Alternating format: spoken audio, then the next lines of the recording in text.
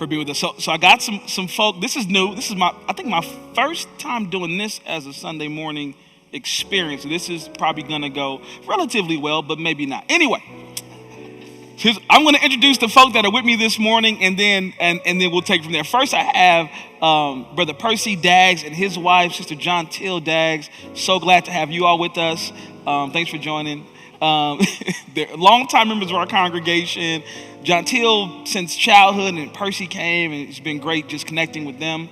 Of course, Sister Adrian, my wife, is here, and super excited about that. Then we have Brother Haskell Jackson, Cynthia Jackson, his wife, and his daughter, Genesis Jackson. I've known him the longest and can't get his name right. I have a story about Haskell and firing me from a gig. Anyway, Haskell Jackson, his wife, Cynthia, and Genesis, great members of our congregation, but also they run the Genesoul Studios and the whole 9 yard, doing some great work in the industry. And then we have Sister Annette Gibson, has known me since I was a child, or before I was born, a part of her father's church initially, the Willow Street Church of God in Long Beach, and then came to join us several years ago, has been an active part of our community, and happy to have Annette with us. And then we have Brother Jason, or Minister Jason Scott, and his wife, Sister Tarina Scott. Jason's one of our team members here, and so is Tarina in a different capacity with some of our major events. So glad to have her here with us today. All right, so these folk that are here now are people who were a part of the planning for the All-In March and rally that we did yesterday. And I have a quick question. If you knew that it was going to be that long of a march, would you still have been a part of, everything looks good on paper. It all makes sense on paper. And then I got to like Prairie, and I just had second thoughts about my future. I just didn't know if I really I don't know if I was that passionate about it anymore once we got to Prairie, but no, anyway. All right, so these great folk have helped us plan this. I had a vision, a dream about it, and I just kind of put some calls out and just told folk to tell folk. And, like anything, when you first do it, like 60 people were like, yes, let's go. And then meeting two, it was like us and maybe like 15 other people who were still committed, which is natural. But in all of the shaking down, among other people who are not on this panel right now, there were tons of other great people that made this a reality. These are some of the folk that were a part of that. And I thought it would be good to just have a dialogue about not only what we did this weekend and kind of what the thought process was, but just the space we're in as a country and just having a conversation about that. So you may not know this, but this actually originated from a conversation Adrian and I were having. And while I'm not sure, I don't want to put words in her mouth, but she kind of talked about influencers and what she kind of felt was happening. So I thought it would be a good place to start actually there. Just kind of talking about, what we talked about and kind of what was the impetus behind you feeling like there need to be something done in this moment. Okay, so good morning, first of all. But when we were kind of watching, as I'm sure all of you were, all of the protests that were kind of erupting around the country and around the world, one of the lingering questions that kept coming up for me was, I think this is great. I think it needs to continue, but what do we do next? Like, it can't just be protests.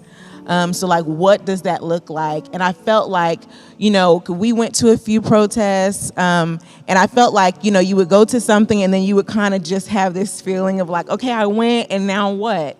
And so we were talking about it. And at the time, I was kind of expressing, I don't know if it was frustration, but just my feelings around, number one, not really seeing a lot of leaders in the ecumenical community step up and be kind of a part of those protests. Saw a lot of young people, a lot of, enthusiasm, but not really from leaders in the church or, people who I kind of expected to see a little bit more of. And so we just started talking about how we could, as a church, organize something that would allow people to not only protest and voice their concern about what's going on in our country and what has been going on in our country, but how could we also showcase resources that are already available to our communities. So I think a part of the next steps that we have to begin to think about is we have to strategize around getting people information and helping people to know how they can stay involved, how they can, know what to do, know how to vote, know legislation that's out there, know what all the various aspects of, what qualified immunity means, what defund the police, like all these things that we're hearing and all these sound bites, but really becoming educated about it and putting organizations and people that are already doing that work in the forefront at these protests, giving them a space to speak, an opportunity to hand out literature so that people can become more informed and that this becomes a lasting movement and not just, we're just gonna say how upset we are, but then there's nothing else really to follow that up with. So I just wanted to, I just kind of threw out there like, we should do this, and it kind of just took shape from there. But that was kind of the thought process, was really, how do we get people informed so that we can make lasting change in our communities? Yeah, that's excellent. Well, I preached a sermon May 31st called Come Holy Spirit. When I got done preaching the sermon, of course, I had about 1,000 text messages from people about the sermon, about where we were, whatever. The first two that I got, though, were from John Till and Percy.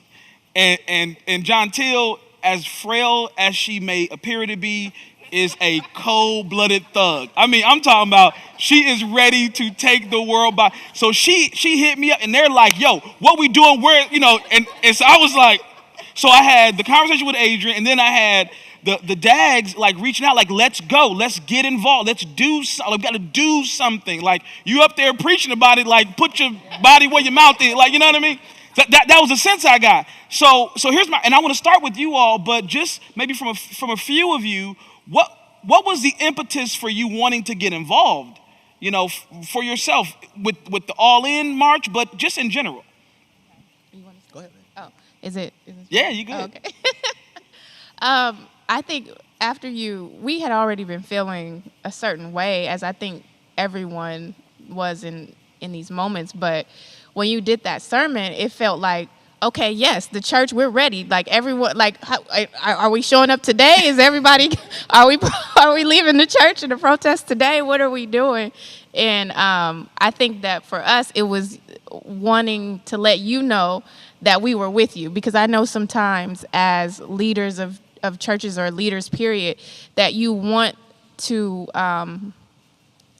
make sure that it's not like just a selfish or personal experience or a personal selfish decision. And so I think we personally wanted you to know that we felt you. We felt the same way. We were ready, and we wanted to support you, and we wanted to support the church, the community, and Black people in general across the world. And so we were ready. I think my text said all in, period. Probably. You probably named this whole thing. You can name the church next. We're going to change the name. And like Sister Adrian said, we spent a lot of nights going to bed feeling like, did we do enough? Did we do enough? We posted today. We reached out today. We had conversations. We did panels online, but it was like, it never felt like enough. And so for us who, trying to live a life of service, it was more of a, how could we not do something? How could we not? As parents, it's our responsibility, to use our heart, hands, mind, and soul to protect our kids and leave it better than we found it. And that was our motivating factor. And again, like all of us, my mother's mother, my father's father have all experienced this. And for the people that want to be out there doing something, that have lived through this, who can't, and a young generation who is, we wanted to do something and support our church. So. It's incredible. How about any of you? What was the impetus for you getting involved? I was exhausted. Yeah. So, this protest, all that was going on in the world was emotional. Yeah. It was tiring.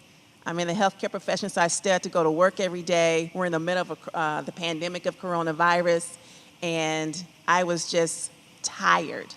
And so the fact that when this call to action came, and because of who we are as a people, right, it's like our ancestors were calling us into action, then it was like, okay, here we go. We have our leader and our first lady, or both of our leaders, saying, here's an opportunity And it allowed us to come as a collective because we know that the power in our voice together allows us to say, yes, we are not alone in this and that we can do this together. And then personally, my father being the third African-American police officer hired in the city of Inglewood. Wow. My husband is a police officer.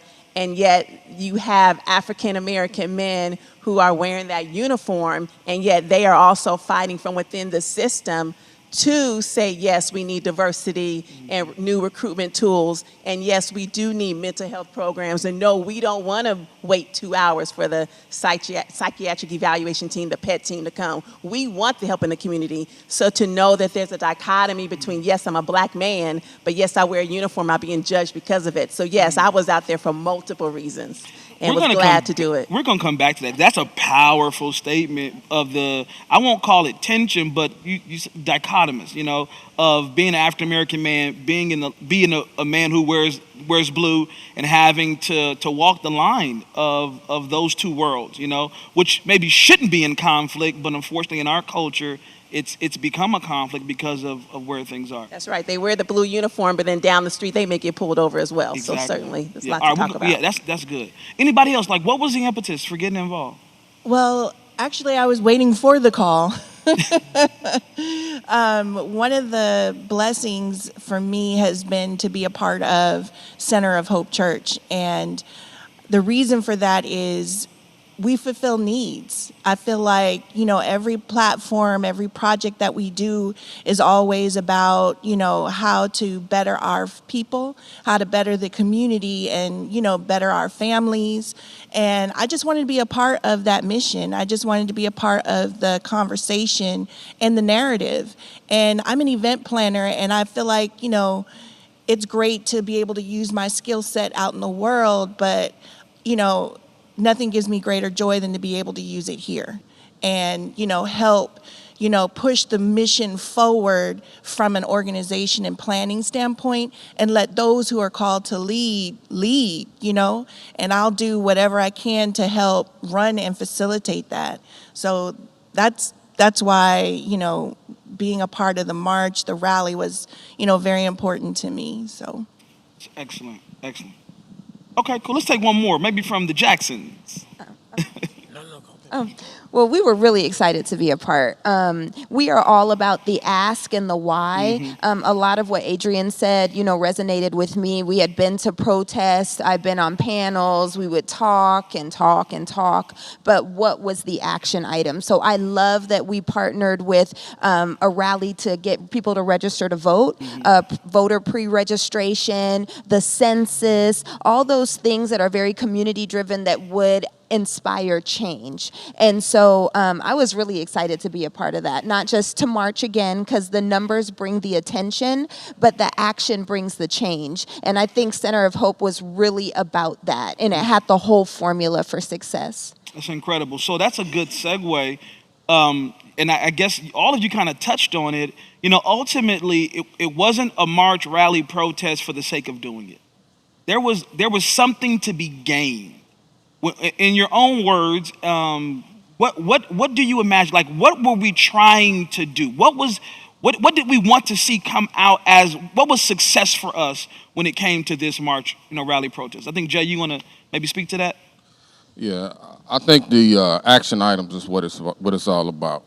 You know what I mean? It's not about groups of people just walking. It's about forward steps. What are we gonna do after the march? How are we going to set up church? What is it going to look like? Are we going to help our people? You know what I mean? Yeah. I think that's ultimately what it's about. We can't get sidetracked by, and y'all forgive me, I'm a little hood, so I know we had you church and John and Till, everything. both of y'all both hood. We can't get sidetracked by a few statues getting moved, a few flags coming down. You know what I'm saying? We can't get sidetracked by those things. They're gonna do things to try to appease us, to make it feel like, okay, we're on your side. You know what I'm saying? We have to stay in the fight, and this fight can't ever end. Look, we're in 2020, and we're still talking about things that my grandparents talked about, my great-grandparents talked about. So we can stand out here all day long, we can march, we can rally, we can walk 3.5 miles if we want to, but what's gonna change it? And I'm gonna say that the thing that's gonna change it is us, black people, We have to fight and stick to our agenda. So that's what I'm looking for. When you say, why am I out here? That's why I'm out here. Yeah. I'm That's excellent. What else? Like if and I don't want to. I know this might be a little premature, but I think it's important. When we say here is what we were looking to see happen, what did we want to change? Like we talk about change, but what did we want to change? I just want to kind of start off with the fact that there are 4 brothers up here. We look alike. We have some of the similar backgrounds, probably have gone through some of the same things. It's important for me when I do protests and marches like this that we all have the same target on our back. We have this huge target as a black husbands, black fathers, black businessmen. Just being a black man, that's just a huge target that we have to always fight this uphill battle. So whenever I see, it's something you learn on the streets. If my bro going into a fight, I'm going with him. So as soon as you picked up the phone or text and said, I'm going into a fight, that's what I heard. I'm going into a fight. Are you with me? Absolutely. I don't even know what you're going into a fight for yet, but the fact that I love you and I trust you, I'm going in with you. I got you. And then get the information and whatever resources and things or educational things that I can bring to the table to help your fight. That's what I'm about. So we are rare commodities right here. Us 4 is a blessing that we're even here. So absolutely, there are a long line of things that we're fighting for and detailed things that we need to fight for. Can you tell your brother to turn the radio down back there? But I think it's just very important to see brothers stand together in solidarity, in unity, and understanding that what we're fighting for. Yeah. So that was just one of the things. And obviously there are details, but yeah. Sure. Yeah. And I think also, for me, I wanted to see our community feel empowered again.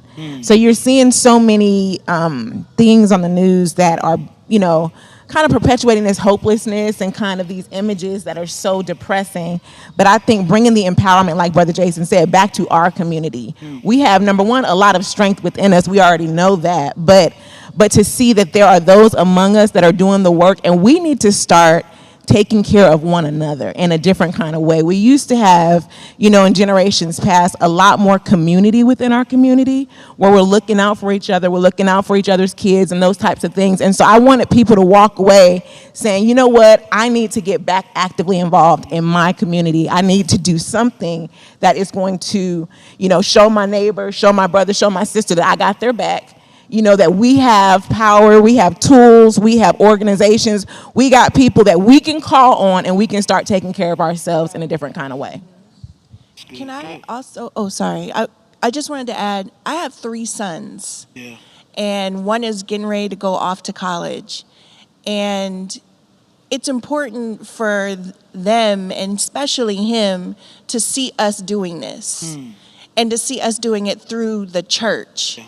I know that he could get involved in outside organizations that are going to, have a cause or a mission, but to see it, be pushed with inside of a church home and to see his family and, all of our extended village doing that together, I think that speaks volumes. Yeah. And especially for him as a young black man, and especially for the 2 that I have coming up that are looking, up to him and then up to, the other young men in the church.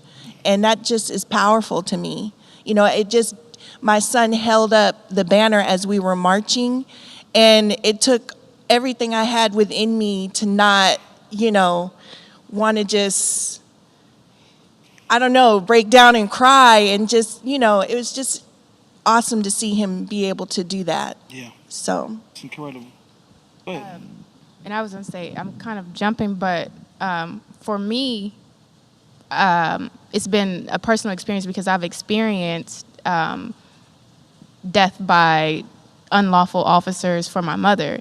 And for her, it was a car accident. And it's very different from what we've seen in dealing with George Floyd and different families. But it speaks to a system that is hard to fight against. And not just for us, but listening to Annette and different people who don't necessarily want these systems to exist, and not knowing how to change it. You don't, like how Haskell was saying, we're fighters, and so we're ready to fight. And it was interesting when I got the phone call, it was a transformation from being a fighter to a warrior. Because in that moment, when I got the phone call of what had happened, her name had already spread across the news before anyone could show up at my house to let me know what had happened. And so, they were trying to rush to the house to make sure that I didn't turn on the TV so that family could tell me what was going on. But even when family came to tell me what was going on, I knew that they also didn't have answers. And so it was still a scene. It was still a scene, a public scene. News was there. And so when we pulled up to the scene and I saw what was going on, I had to pull back and pay attention. When I went into the police station, I had to listen. When I sat down with the mayor, I had to listen. When I sat down to the activists, I had to listen. I had to listen to the DA and what they had to say. And I had to listen to the police officers, lawyers, and what they had to say. And I realized in that moment that my family, our community, and even police officers who knew that what happened was wrong, because I received those phone calls as well, people who secretly were calling me and saying that it was wrong. I realized that we didn't have the tools to fight back. That the resources that we're talking about, resources you would think as simple as people realizing that you need to vote. We need to know who's in office.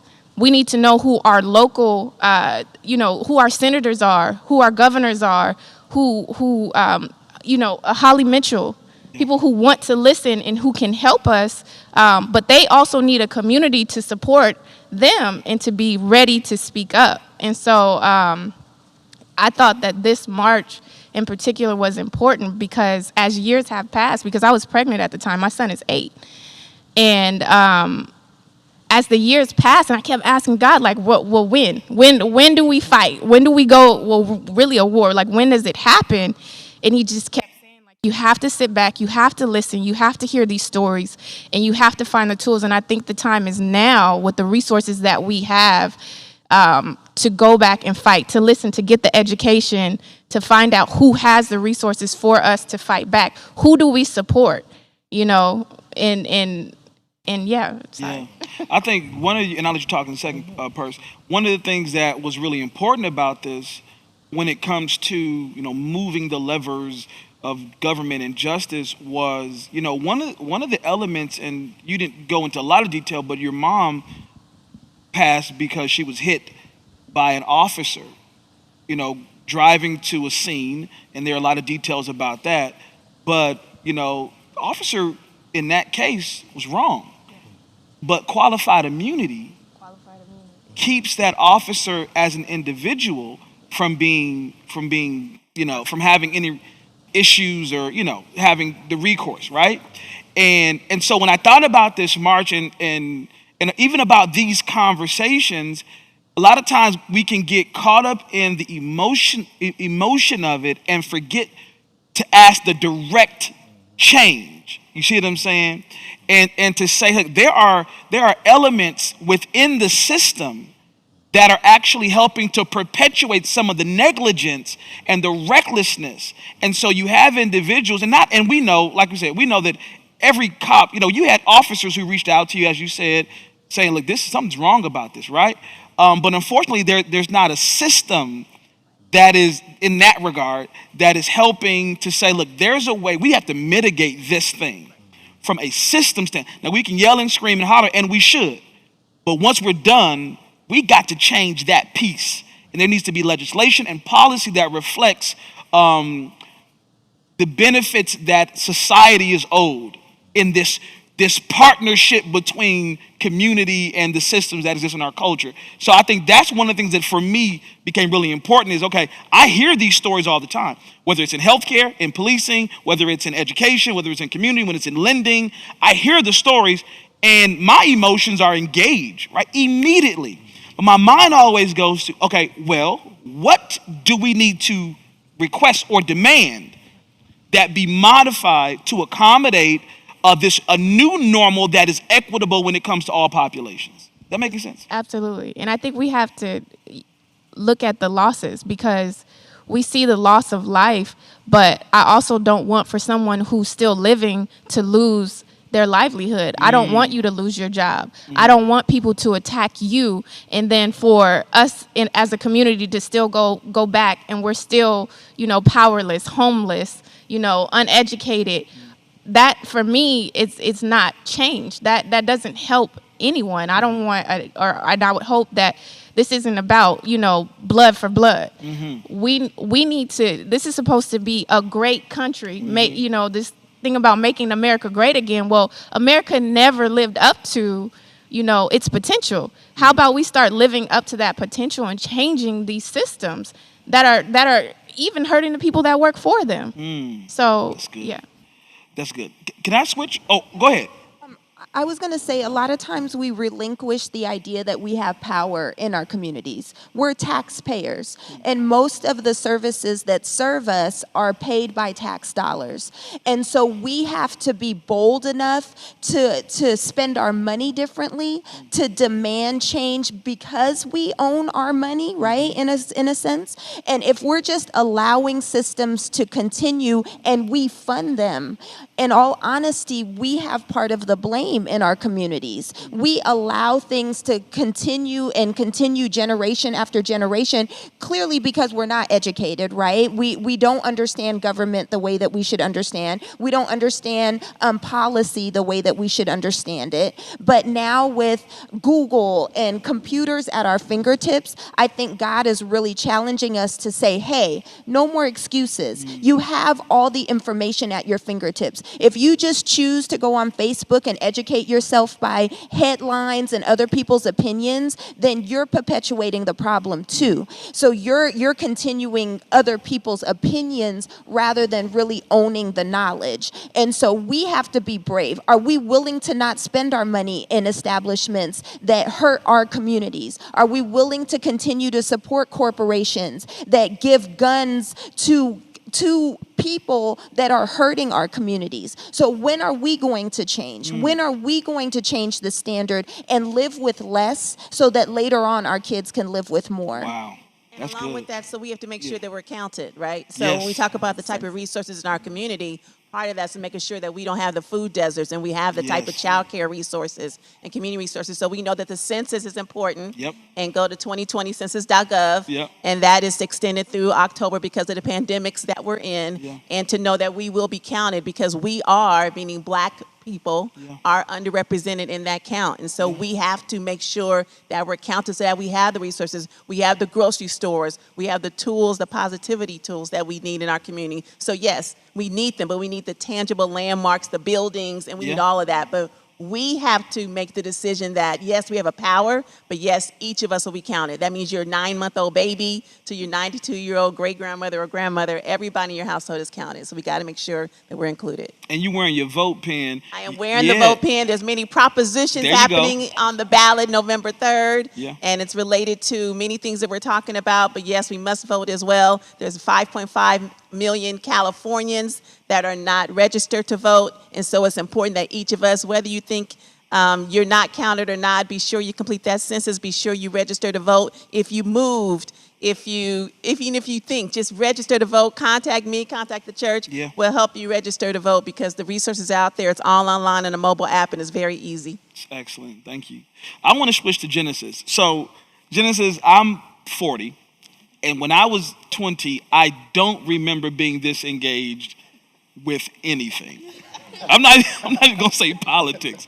I was halfway trying to live for Jesus, right? So, but it seems like there is an unprecedented energy with young people around where we are right now. Your voices are being heard at a level that I don't know if the country has ever seen it like this. Now, it did happen during the civil rights movement. A lot of the college students, the sit-ins, right? So we do know it did happen. But by sheer volume, like, you all are in. What do you think is motivating your generation to be so actively engaged right now? Honestly, I think it's because we are the first ones usually to see the trauma firsthand through social media. So George Floyd, I saw his death, 8 minutes and 46 seconds. Alton Sterling, Sandra Bland, all of it. You can just be scrolling and instantly you see someone die. And it's like, what the heck did I just see? Like, I didn't sign up for this. And it's just like traumatic. I've seen my dad leave the house and come home looking defeated because of what a police officer has done to him. I've seen things that have happened to my brothers and my sisters firsthand, and I'm tired of it. If I can do something about it, I'm gonna speak up. I don't know where this complacency is coming from, and it should not be normalized. And I know it's like, wow, like the youth, you guys are so engaged, you guys are so active. That's how it should be. The previous generations are supposed to pass the baton because that's how things work. And so my friends and I, was about 5 of us, we created this Google document, and it's about 24 pages long, and it's just like reliable source after reliable source, what government is, what census is, what different numbers are to call, like hotlines, or just all different types of things like that. And so I just think that all of this engagement is just coming from either intergenerational trauma. I feel my ancestors. I feel like I'm doing them a disservice if I don't speak out. So, and I surround myself by a lot of amazing people. So my homie just led, he is my age, he led a 15,000 person march in Oakland. 18 years old.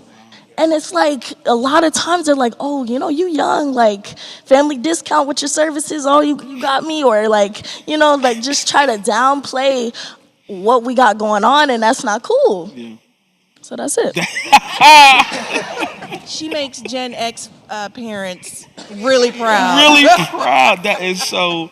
So let me make another shift, and I think that's excellent. I thought this morning when I was coming in, you know, praise God for the cell phone video, right? Who knew that would be such an important feature of social change? But you know what else? The hashtag, right? And I thought about it this morning, like a lot of the viral movements, if you think about it, go back to the hashtag feature being able to get a message like clear across the globe in minutes because of a hashtag. And that's really your generation that has really been at the forefront of utilizing those pieces to not just showcase kind of the movement or moments, but also to build coalition. It's different.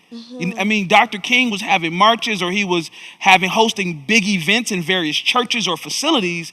You all are going online and just putting the hash sign in front of a phrase and have the same audience, if not larger. It's incredible. But I think at the same time, it's unfortunate because sometimes our, what is it called? Our focus or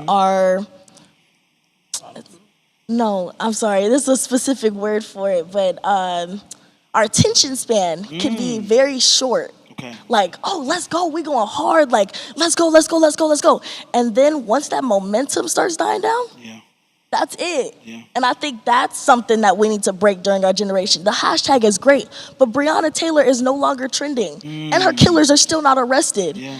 And it's like, what do we do now? Yeah. Everybody thinks it's a moment, but this is a movement. This is our lives. Yeah. This is affecting us. People are able to go about, like, not to call anybody out, white Americans are able to go out and go to school just to go to school. They get to, oh, I want to be a doctor just because I want to. I want to be a lawyer just because I want to. Black people got to go to college in order to be community leaders, in order to be, change the system. Oh, I need to go into law in order to help my people.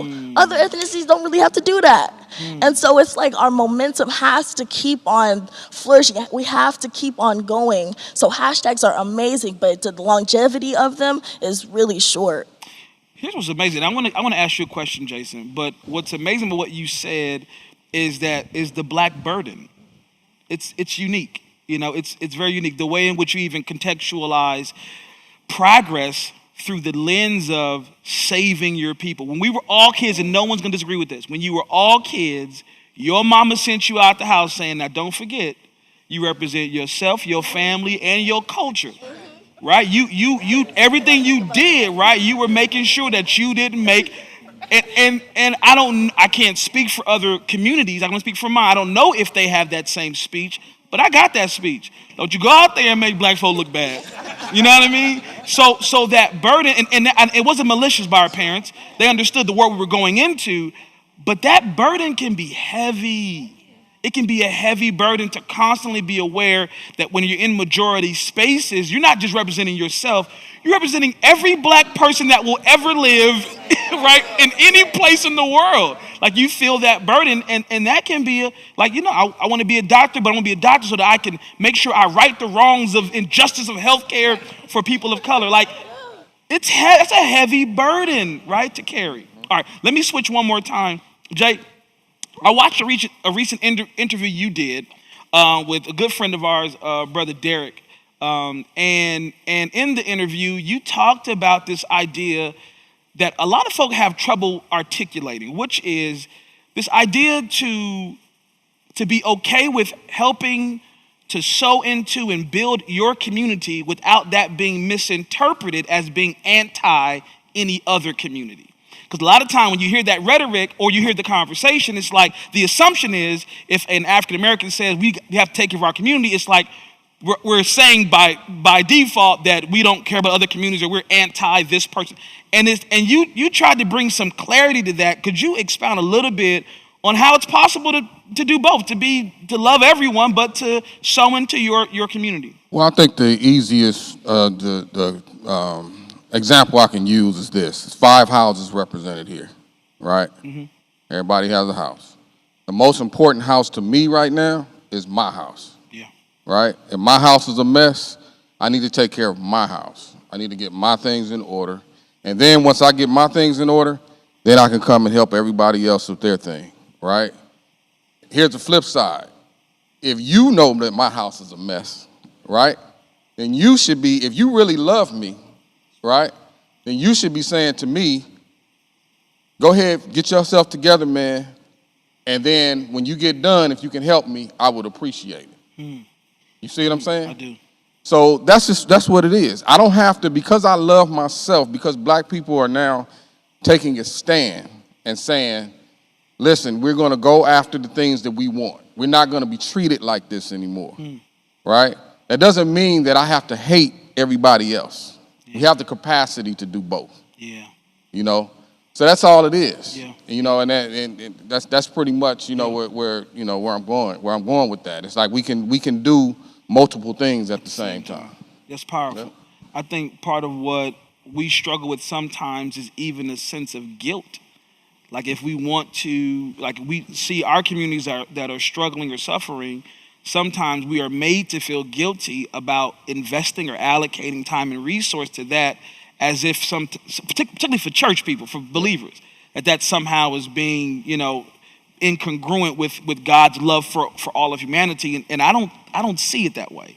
No. I see, like you said, I think both can happen. We can serve all of humanity, but then when we see amongst, communities of color, there's an issue that we can invest in those communities significantly. Yeah, it's the one thing that I look at, man, is I don't want to get too radical here, but the one thing I look at is, in our community, black people, we're about love.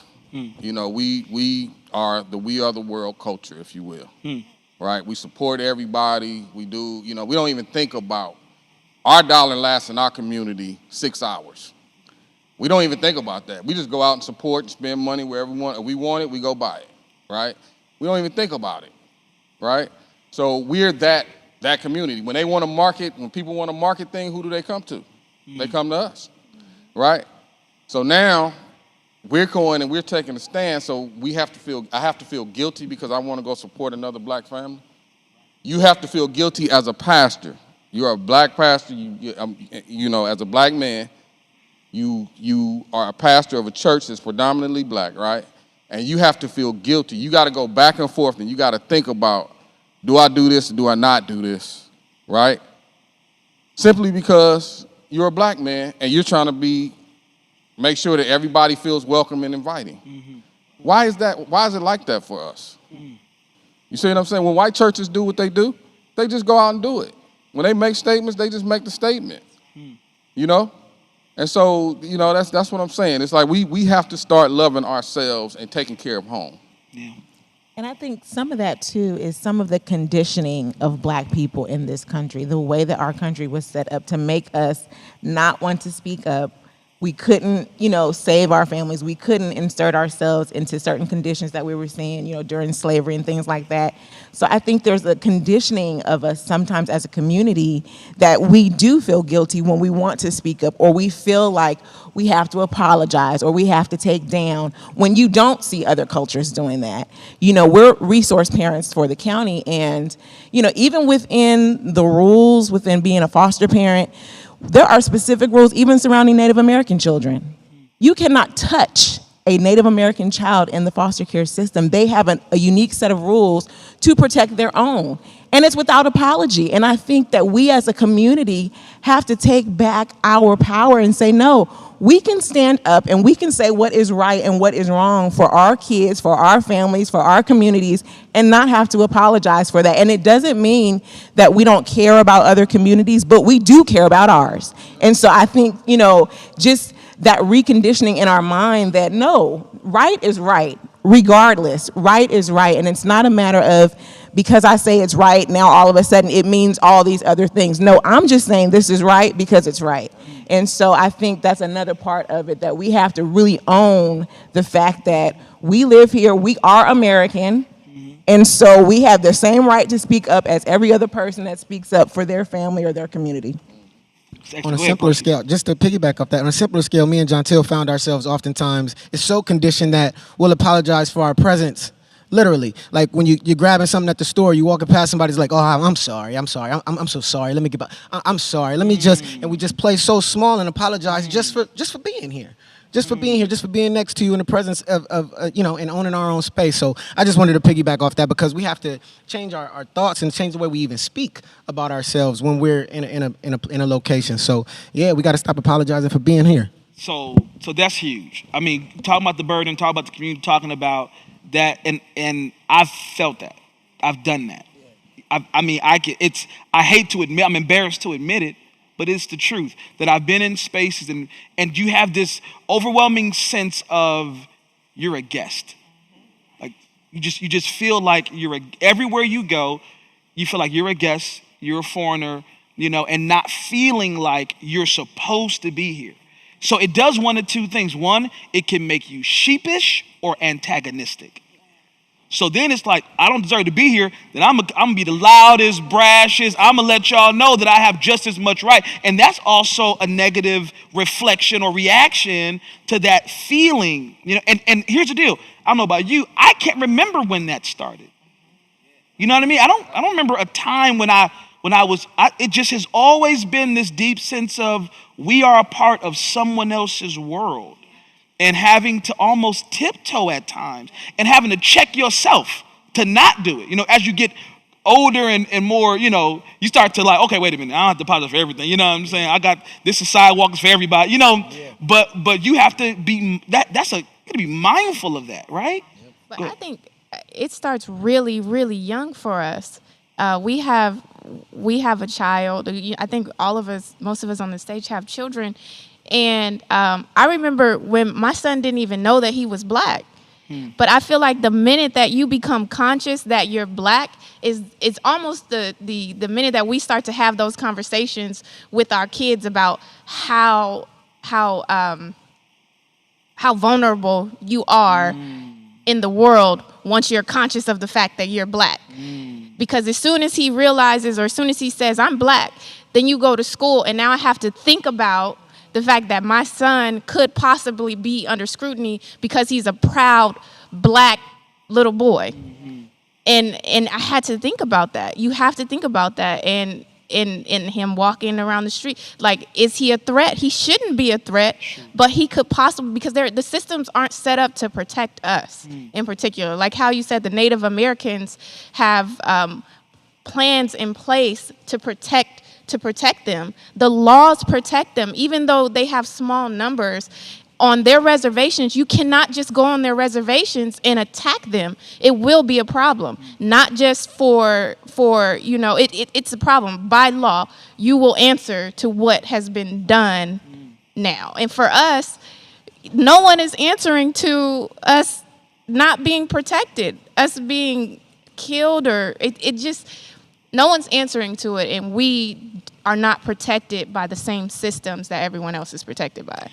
That's why these marches are so important, that we continue the momentum that Genesis was saying, that the fact that we have to continue to fight the good fight, right? Just like in the Negro National Anthem, right? You fight until victory is won. Yeah. We have to continue this on and on and on. And back to what you said about how we have to represent ourselves. Yeah, we were reminded as children, right? My father, it's like you have to sit in the front of the class. You have to raise your hand. Yep. You have to remember who you are. You're representing your family, right? Yep. And so we'll always have the burden, but it's also for those to know that, I'm representing, and it's okay to be black. Mm-hmm. It's okay to raise your hand and have the right answer. It's okay to reach out and, connect with each other. So all of that is important, but as Genesis is saying, as all of us are saying, it's just really to keep this going and to let it know that this will not die with us, and this we will always keep it on. But the fact that there is hope, the fact that we are here on this stage talking at Center Hope about this, and it's 5 families and generations across, that means that this is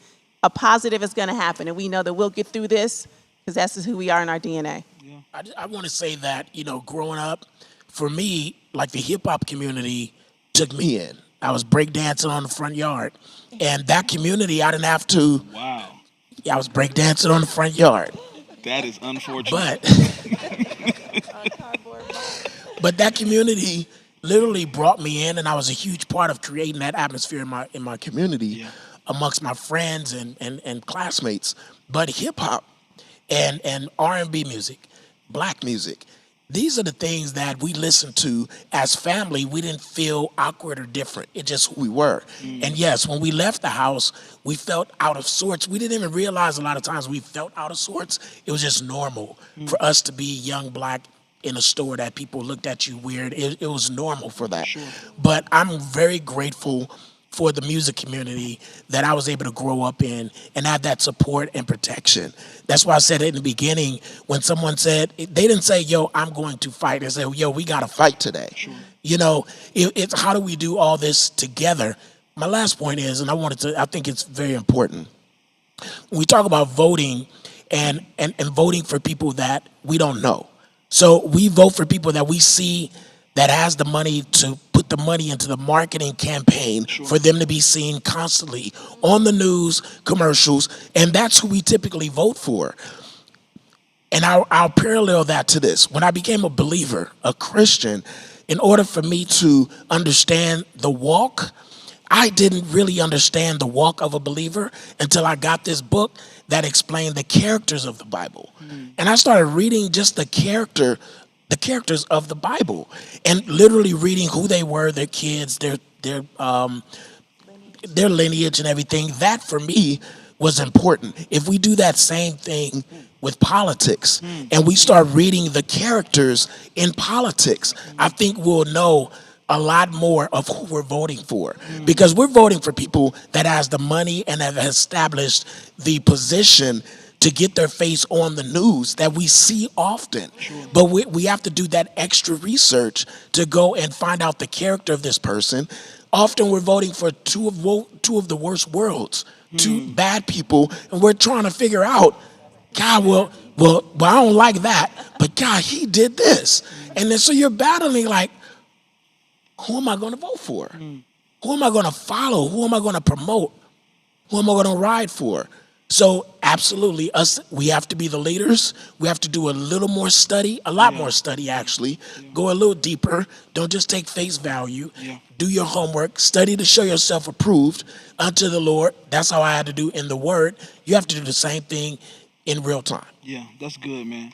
Go ahead, Trina. I just wanted to add something. I was just sitting here thinking about, all of us, having kids or children. And, growing up, our parents were always like, you got to go to school, you got to get a good job, you got to, get married and have kids and buy a home and do that. And now just listening to Genesis and thinking about, where do we go from here? Now we have to change the conversation and tell our kids, you need to do all that. But now whenever you're doing that, you need to affect change. Like if you're going to be a doctor, go in and change the healthcare system, right? Or if you're going to be a lawyer, change the legal system, change laws. Don't just settle for, I'm a lawyer, I got a high paying job, I'm gonna go out here and do just the little bit just because, I'm doing well or better than my parents or my family.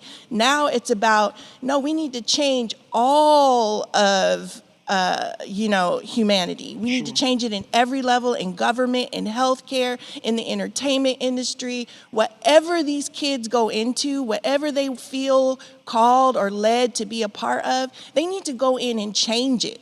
We tell our sons all the time, like, don't be satisfied with just, the okie doke.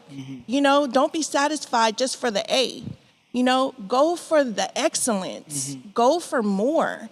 And I was a part of Gen X, and I feel like Gen X, I was a part of like different organizations and movements in school, but we didn't have the same reach as what you have now as a young person. You can get, a hashtag or get on social media and say one thing and next day you got 1 million hits. We didn't have that. And I feel like y'all have the power. Now it's like about how do we use it? How do we retool that and change things? And that's exactly what's happening now. Young woman recorded 8 minutes and 46 seconds of a man's death, and here it is all across the world. You know what I mean? So it's just about going from here to now, taking it to the next level. I want to see Black presidents. And now even we got, women who are on, Black women who have a national platform, who are, maybe even a Black woman who could be vice president of the United States at this time, 2020. And I just feel like we were all in with the march and the rally, and now it's about all in now. Like, what do we do now? And I think that was the beauty of what you were able to lead and what we all did yesterday, and that you led, Pastor. I've been summing up what we did, what the movement is, in 3 words. And our march, All In, hit all 3 of them. And I think that all 3 of them create the movement. And it's coalition, infiltration, and edification. You spoke in the Come Holy Spirit sermon about the coalition part. You talked about proximity crime, and you talked about that we have people here dealing with that. We have people here dealing with those things. Yesterday we saw so many organizations that are here, whether it's human trafficking, whether it's HBCUs, the fraternities that are helping, just so much help, and people that are here right now already working together. We have coalition, we're here. The infiltration part, I don't know what the future of the police department looks like, but I do know that I have a friend who's an officer who shared with me that there are 10,000 LAPD police officers, 500 of them are Black. And every year we stand to lose 100 to 200 of them to retirement. So whatever the future of that looks like, the more of us that are in there, the more our communities mirror what we look like, the more we can see somebody come to our door who understands what they're dealing with and what they're walking into, not hearing the words, he has a wife beater on, and connecting that thought with, this is a domestic dispute that I'm gonna have to deal with as soon as I hit the door. We'll see ourselves in our communities again. And then the edification part, building our families, pouring into each other, speaking truth to power. Genesis, their generation gets to see that the history books don't tell the whole truth. There's so much information now that we have that it's fun. It's no disguise that they're exponentially as tired as us, because they've been looking at the history books, and then getting all the information and going, okay, well, this isn't the truth. And then they're seeing all the stuff on social media, and then they go to school and the police are in the school, right? My very first experience with the police was with my big brother. We were walking to school, and a police officer pulled up on us when I was about 7 years old and asked us, do we need a ride? And I started to walk to the car immediately, like, yeah, we need a ride. We late. Mama gonna be mad. My brother didn't leave the curb. He was the fear in his eyes told me something that I had never knew or experienced before. And then like all of us later on in life, we experience more of those things. So just edifying our community, pouring into our children, and raising young ladies and young men like Genesis who lead in the front. So what we're saying, Genesis, is that we're done. And if you don't do it, it ain't gonna get done. This is all on your show. So whatever the burden we were talking about before, it just got exponentially worse. Because we all quit. And we're going to put it in your lap. Go ahead, Annette. I want to talk about what to do next, right? The actionable items. Sure. And so I think it's very easy to, you talk at our own companies, right? Where we all work, if you're an entrepreneur. What are you doing at your job? Like, what are we personally being held accountable to? Mm-hmm. So at my job, they were proud to say there were 409 black people. It's like, wow, there are 409. And my response was, well, where are we? But we're not at the senior level. We're not on the board of directors. We're not on the trustee board. But let's outreach. And it was a really honest conversation about how do we outreach? Well, how do we get to black people? And I was so stunned, but yet happy that someone actually said to me, we don't know how to reach out. Yeah. And of course, we know the answers. Reach out to the black student unions of the universities. Yeah. Reach out to the HBCU Coalition. Yeah. Reach out to the LA Center. Reach out to the radio. Reach out to the churches. The churches have the resources of all the people. Mm-hmm. But they don't know unless you tell them how to reach your people. Yeah. And so it's, yes, where are we, but what levels of society are we? And we have black excellence. Yeah. We have the people that are there that have the information. Where are the vendors? Yes, we should hold our vendors accountable at our corporations to subcontract to black vendors. Yeah. Yeah. We have all kinds of companies in every layer. So in my area, we have black-owned companies that have medical supplies. Sure. But are they having those medical supplies at Keck Medicine and USC? No, but I hope that part of this conversation will lead to that. Yeah. So we as individuals do have some responsibility. And yes, this movement helps with that. So we can help Genesis and her generation be there so that they're at the senior level positions in the future. Which helps us get to our conclusion, which is the final question. I mean, we had others, but this is a good point to stop. A big part of yesterday's conversation was coalition building, was recognition of opportunity and resource within our communities. Who are you all excited about right now? What organizations, what efforts, what initiatives, what campaigns, what's exciting you right now? I mean, hearing you talk about that, Annette, is incredible. That those conversations are happening at that level. We've been hearing about different. I think it's tangible to say or to see. I think it's Netflix that's committed to put $100 million into black banks. I think that's a good start. You know what I mean? So when you look around the landscape, whether it's our community or other places, what's exciting you all right now about the future?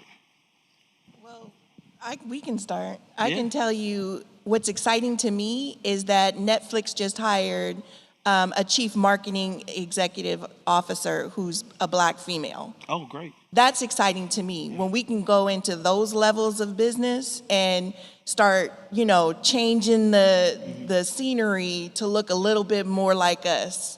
So I think that's important. But, we both belong to fraternities and sororities, and we are, historically have always been a part of a movement, but I think the organization that I feel is really going to affect change is going to be from the churches, because the church has always been the storehouse for all these things, for some meeting, something.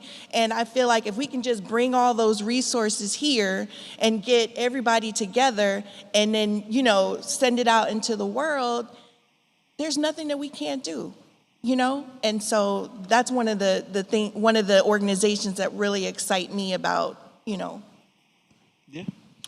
I'm excited about seeing the HBCU surge come back.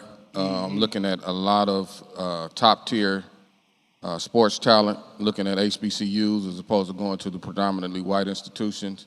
Predominantly white institutions have made a lot of money off of our backs, And to see the money come back to us, when we start talking about the Bronny Jameses of the world, that's going to do a lot of great good for us in our community. Excellent. I'm excited about us.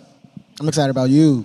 I'm excited about Plan for Hope. I'm excited about Haskell Jackson and Music for Mental Wellness. I'm excited about the community stuff. I think what we did, what you led yesterday, if other churches pick up on what we just did and each community all over the nation starts to do this, then it amplifies. Then the things that LeBron and everybody else is doing works. Me and John Till and a friend of mine, Tom Washington, and his wife started a nonprofit vision I had 4 years ago called Dynamic Dreamers Alliance. It's a safe place to dream. We're just going to exhaust every resource we can to create STEM programs, mentorship, and use the arts to build our community right there in Long Beach and partner with people like Haskell and the Peggy Beatrice Foundation and Plan for Hope and just keep building from what we got. Yeah, that's excellent. Who are you excited about? Yeah. I'm excited. Actually, on my campus at UCLA, the ASU African Student Union just put a lot of money towards like an African student center, resource center, where we can all come to and just be there for one another. We already have a black floor, but that's it. There's nothing else. And then my friend Jordani, he just created this fund that is gonna put money into this African Women Collective where African American women can come together and talk about, bring awareness to sexual assault, to rape, to the oppression of black women that a lot of us are unaware about. And then my two homies, they told me the other night that they're reigniting the Black Men Coalition on campus. And so it's just pop, pop, pop. It's just back to back to back. So it's a lot of organizations that I'm excited about on campus, when we go back after COVID is done with. So, yes. I think that's excellent. Go ahead. I was going to say I'm really excited about the church speaking out. When all of this first started, I was extremely vocal, and I've always been a vocal person, as Haskell. But a lot of my fellow believers really distanced themselves from me and felt like I was being extremely divisive and not operating under the will of God by speaking about some of the issues that directly impact the black community. And it surprised me. It was black, white, everybody. And I'm just really happy that the church is really getting a voice in this, because there are a lot of us that feel like we're really called by God in our faith to bring attention and awareness and knowledge to people that really are clueless. And when other people in the faith tell you that you're not doing the will of God, it's hard. So thank you. Yeah, that's cool. We a couple years ago, Dr. Andrea Cook, who's the president of Warner Pacific University, one of our Church of God universities, she talked about the fact that there is this kind of I'm not going to put words in her mouth, but a misnomer that there weren't black faculty available. It was too hard to get black faculty for majority universities and colleges and schools. And she just kind of came in and just kind of said, I think that's hogwash. We got to do a better job. You got to get active. They're out there. We have to, do our work. And here's what I love about Dr. Cook and that university. That wasn't just talk. She is retiring this year.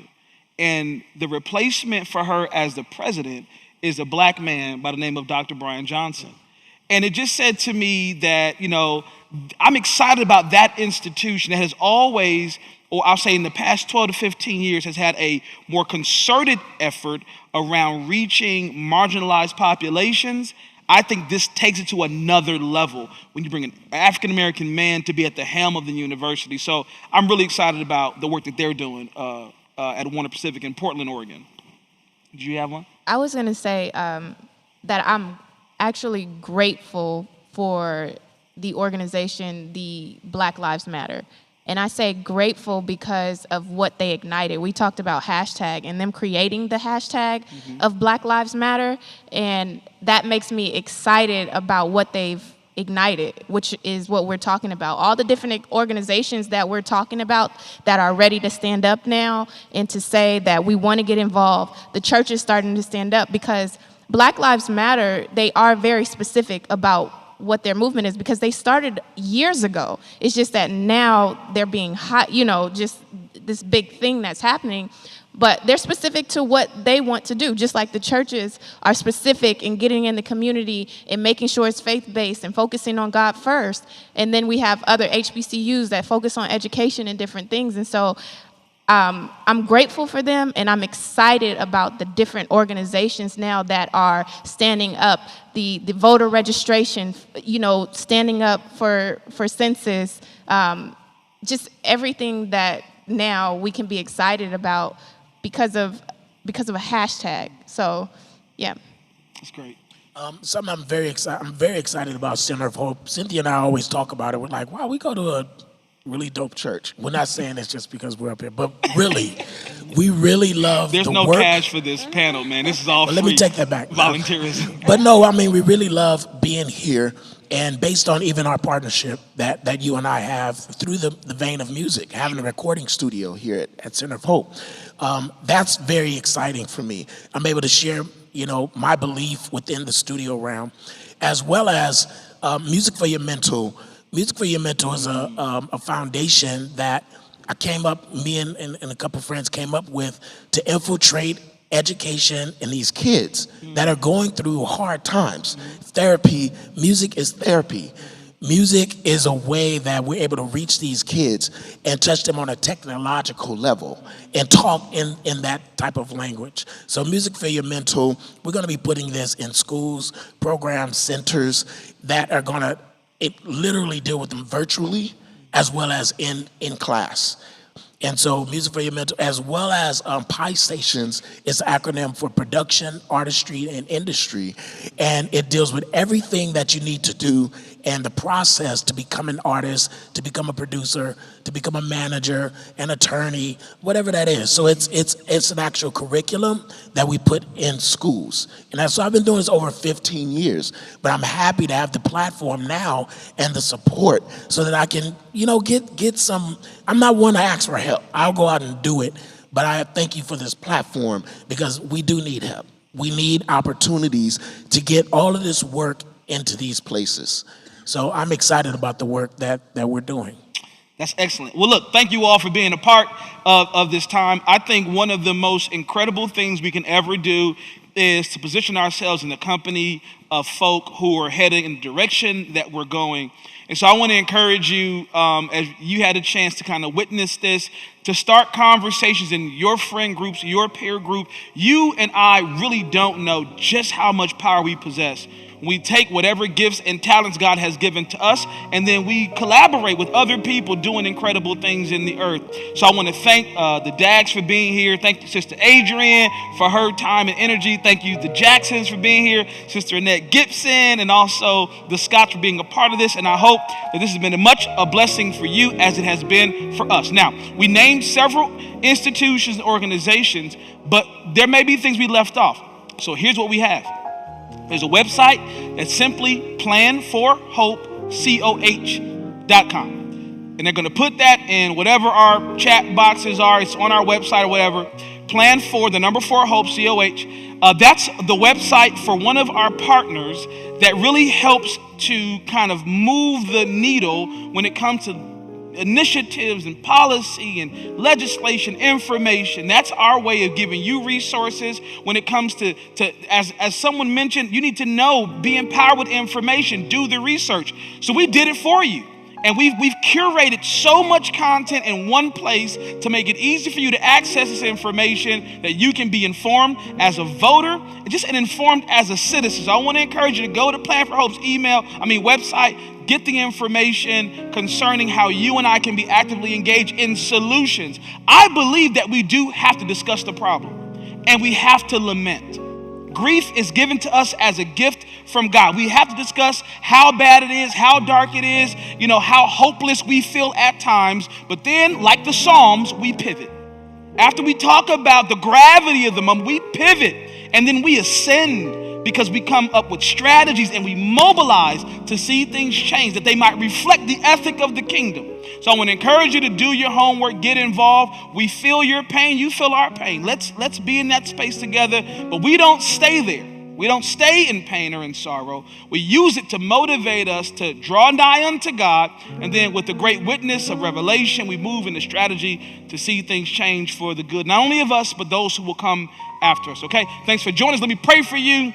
Don't forget to support your church through whatever mechanism you do it, whether it's dropping off your tithes and offerings or PushPay app or going to our website. All that we do, everything you've heard, happens because of you, because you give freely each week to support this ministry.